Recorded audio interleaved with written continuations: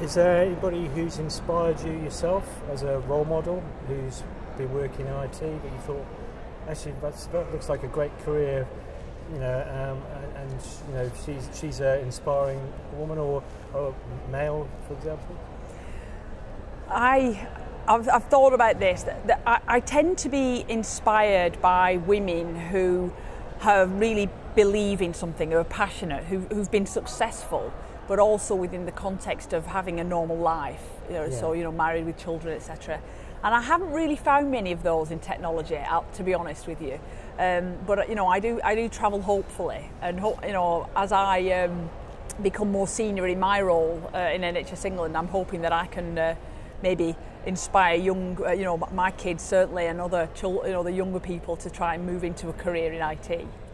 Because recently they've been looking at changing the curriculum of how IT is being taught in schools.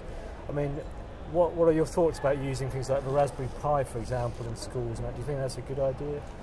I mean, absolutely. The more we can allow children to see what kinds of careers are available, and if you think about the way, even in the media or on the television, technology and IT has always been a little bit nerdy. The Matrix, James Bond. But actually, if you look at the coding, actually building computer programs, communicating with the end business user, knowing what their requirements are, being able to translate them and iterate and go back, which we now look at as being the agile way of doing things. They are key communication skills. That's not about mathematical nerdiness, that's about communication. So the more we can start to express technology in those terms, the more I think it'll appeal to women wanting to move into that as a career field. I was going to say, IT for many years had that kind of geeky, nerdy image. Do you think we're out the other side of that now? I mean, because it's almost like the geeks are inheriting the earth when you see people like Facebook entrepreneurs and Google, etc. I mean, do you think we're now out of the geek image, or do you think there's still a long way to go? I think I think we should celebrate geekiness. I think that rather than try and apologise for the fact that those of us who are actually passionate and interested in programming analysis, it's not like that anymore. The fact is, it's detailed, okay, and we can't get away from that. But it can be exciting and it can be creative.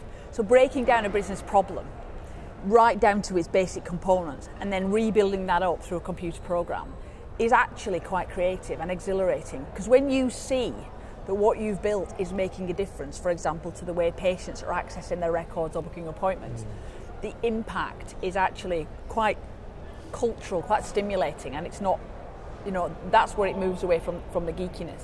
If I look at parallels in maybe forensic science or policing, where we make no apology for the fact that we need thoroughness, we need detail, we need attention to detail. But for some reason, we've been able to attract many women.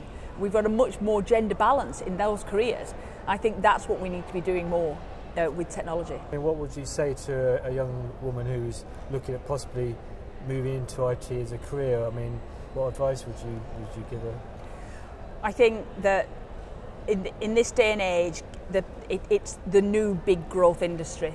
So when I left school, it was, do you want to be a lawyer? Do you want to be an accountant? Do you want to be a teacher? Do you want to be a doctor? The career opportunities for technologists across a broad span, people can now learn and reach the highest echelons across society, both in private and public sector, as chief information officers, chief technology officers. And so there is something in there for everyone. If you've got an interest and a passion in technology, you want to help to use technology to help improve our society, for example, then I would say go for it, because it's the big new growth area.